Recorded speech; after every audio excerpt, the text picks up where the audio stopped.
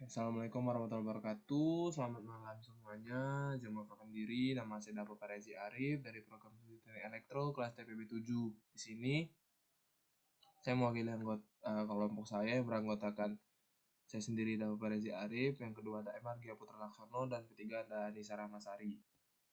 Kelompok kami ini dari kelas TPB 7 dengan program studi Teknik Elektro. Di sini saya akan menjelaskan tugas besar PKS 2 dari kelompok kami, yang dimana tugas besar PKS 2 ini diminta untuk membuat suatu program dengan bahasa pemrograman C++, yang dimana di dalamnya harus mencakup tentang perulangan, percabangan, dan array. Untuk temanya, kami diminta untuk membuat satu program aplikasi yang berhubungan dengan prodi kami sendiri, yaitu program studi kami, tentang elektro, dan kami mengambil judul yaitu program penentu sifat rangkaian, resistif, konduktif, dan induktif. Nah, tanpa berlama-lama, mari akan saya jelaskan bagaimana program saya ini berjalan. Nah, di sini ada pertama-tama kita akan membuat headernya dengan mengetik include IOStream, yang dimana include IOStream ini adalah suatu bahasa yang akan diambil seperti kamus yang akan diambil oleh device-nya atau aplikasinya, bahasa apa yang akan digunakan dalam aplikasi yang kita akan gunakan ini. Lalu selanjutnya dengan using namespace std. Lalu kita ingin memulai, kita akan mengetik dengan integer main, yang berarti kita akan memulai aplikasi yang kita buat. Terlebih dahulu kita akan mengetik integer main. Oke, selanjutnya di sini ada tipe data string dengan kode yang kami buat yaitu ulang. Tipe data string ini adalah tipe data yang menggunakan variabel kalimat. Nah, jadi dia tidak bisa diisikan dengan variabel angka, baik itu bulat maupun desimal. Jadi ketika dia tipe data string diisi dengan angka ataupun selain kalimat, dia akan aplikasi tidak akan bisa berjalan dengan sesuai apa yang kita inginkan, atau aplikasi langsung berhenti. Oke, lalu di sini ada tipe data perulangan, do while, yang dimana tipe data ini akan berguna sebagai ketika kita sudah selesai menggunakan aplikasi, kita bisa langsung mengulang aplikasi ini tanpa harus mengeluarkan aplikasi tersebut. Oke, di sini selanjutnya ada tipe data integer dengan kode yang kami buat yaitu integer n. Nah, tipe data integer adalah tipe data yang diisikan variabel menggunakan variabel angka bulat. Dia tidak bisa diisikan dengan kalimat maupun variabel angka desimal. Jadi ketika sama seperti string tadi, ketika dia diisikan selain bilangan bulat, aplikasi akan berhenti atau tidak bisa berjalan sesuai dengan apa yang kita inginkan. Lalu selanjutnya di sini ada tipe data float dengan kode yang kami buat dan sudah kami tentukan yaitu V dengan besarnya yaitu 3,14. Nah, tipe data float ini hampir sama seperti integer, tetapi dia bisa menggunakan angka desimal. Nah, jadi dia tidak bisa menggunakan variabel kalimat. Sama seperti integer, dia ketika diisikan selain angka desimal maupun angka bulat seperti diisikan dengan kalimat, maka aplikasi tidak akan bisa berjalan atau aplikasinya langsung berhenti. Oke, selanjutnya di sini ada keluaran, cout, set and line. Nah, di sini kami memberikan keluaran yaitu program penentu sifat rangkaian dan resistif, konduktif, induktif. Yang dimana tujuan kami menaruh hal ini adalah supaya pengguna tahu aplikasi yang kami buat ini bertujuan dan bisa digunakan untuk apa. Di sini juga ada endline, yang berarti endline itu adalah ketika kita ingin mengganti baris dari codingan yang ingin kita buat. Jadi ketika kita tidak mengetikkan endline, codingan tersebut akan berjalan di dalam satu baris yang sama. Oke, lalu di sini ada cout, masukkan jumlah rangkaian dengan inputannya yaitu cin dengan kode n. Nah, di sini pengguna diminta untuk memasukkan jumlah rangkaian yang akan ditentukan sifatnya. Contoh seperti kita masukkan 2 atau 3. Nah, untuk inputannya kita menggunakan kode n, dan n adalah tipe data integer, dan berarti di sini hanya bisa diisikan dengan angka bulat. Oke, selanjutnya di sini ada tipe data float, frag, tipe data array n, di mana frag ini adalah frekuensi dari rangkaian yang akan ditentukan sifatnya. Lalu selanjutnya ada L, tipe data array n. L di sini adalah besar induktor dari rangkaian tersebut. Lalu ada C, indikator array n, yang dimana C ini adalah besar konduktor dari rangkaian tersebut. Dan selanjutnya ada XL, tipe data array n, dan XC, tipe data array n. Nah, XL dan XC ini adalah penentu bagaimana kita bisa menentukan sifat rangkaian yang akan kita tentukan. Oke, selanjutnya di sini ada tipe data perulangan for, yang dimana kita membuka kurung dengan memasukkan integer i sama dengan 0. I kurang dari N atau I plus plus. Oke, lalu lanjut dengan cout and line supaya bisa berpindah baris. Nah, selanjutnya ada cout rangkaian ke I plus 1 N line. Nah, di sini maksudnya adalah karena kita menggunakan tipe data array, ketika kita masukkan datanya itu sebanyak 5, maka rangkaian ke-nya ini akan berlanjut sampai 5 kali. Dia rangkaian ke-1, ke-2, ke-3, ke-4, dan ke-5. Oke, seperti itu. Lalu selanjutnya ada cout, masukkan besar frekuensi rangkaian ke I plus 1 sama dengan inputannya in frek tipe data array I. Nah, di sini sama seperti di atas tadi, ketika kita masukkan jumlah rangkaiannya 3, maka besar frekuensi ini akan berulang sampelnya 3 kali. Dengan tipe data in-nya untuk inputannya frek tipe data array I, yang tipe datanya adalah float, berarti dia bisa dimasukkan dengan angka koma.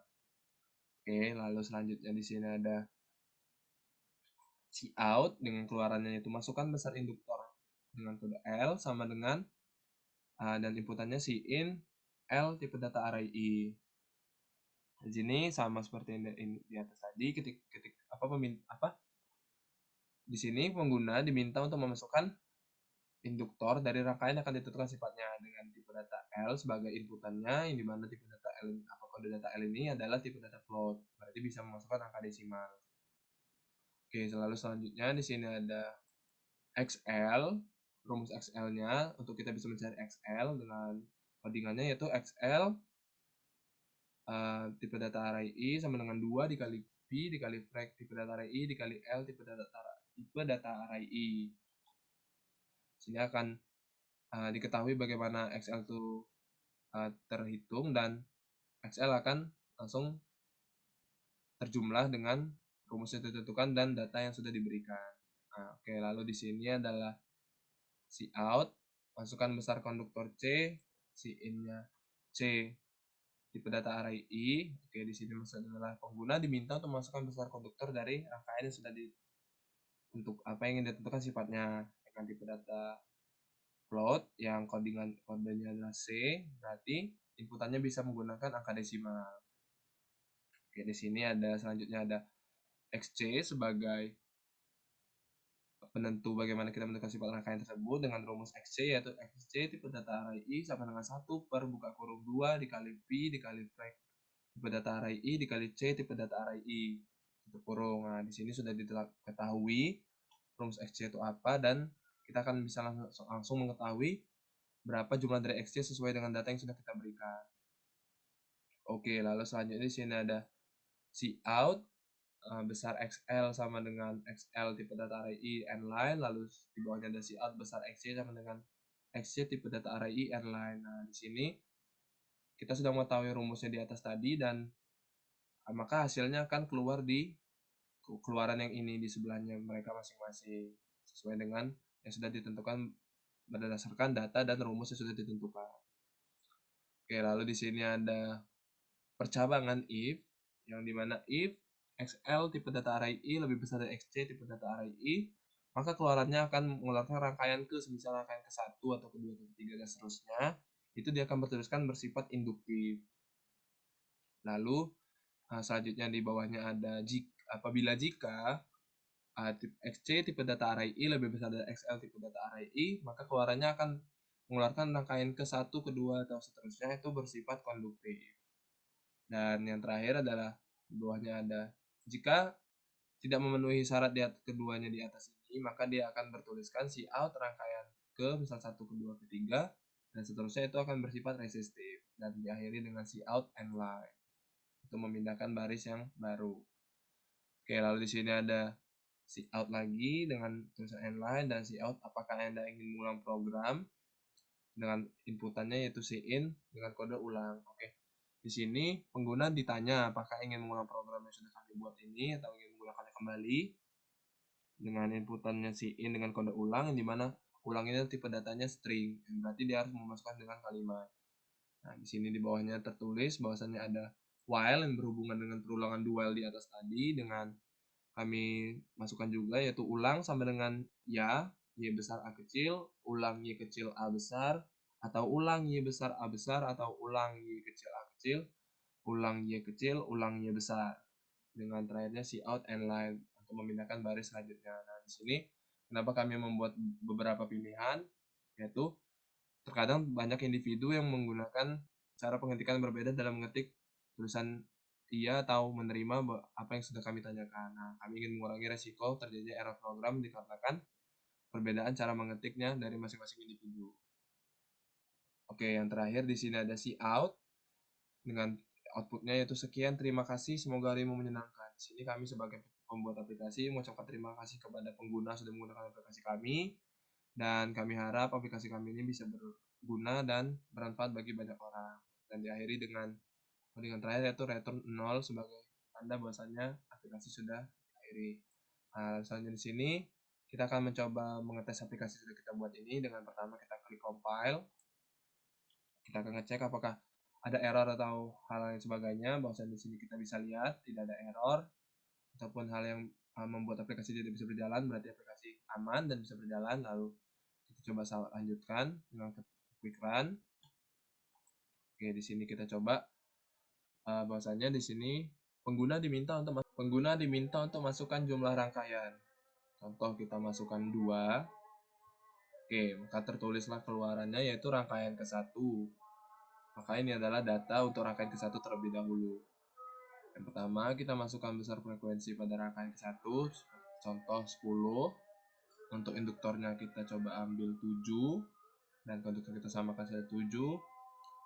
Nah, maka di sini akan langsung keluar yaitu besar XL sama dengan 439,6 dan besar XC-nya 0,00227479, yang berarti sesuai dengan yang kita jelaskan di codingan tadi, bahwasannya apabila XL lebih besar dari XC maka dia rangkaian akan bersifat induktif. Oke, kita coba di rangkaian kedua, kita samakan lagi frekuensinya 10.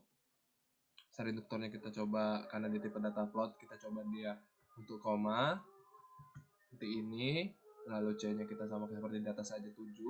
Maka di sini akan keluarlah besar XL sama dengan 4,396 dengan pangkat 0,5, dan besar XC ini adalah 0,00227479, yang berarti XC lebih besar dari XL yang sesuai dengan kode yang sudah dijelaskan. Maksudnya ketika XC lebih besar dari XL maka rangkaian akan bersifat konduktif, dan apabila tidak ada yang lebih besar atau lebih kecil maka bahwasanya rangkaian akan bersifat resistif.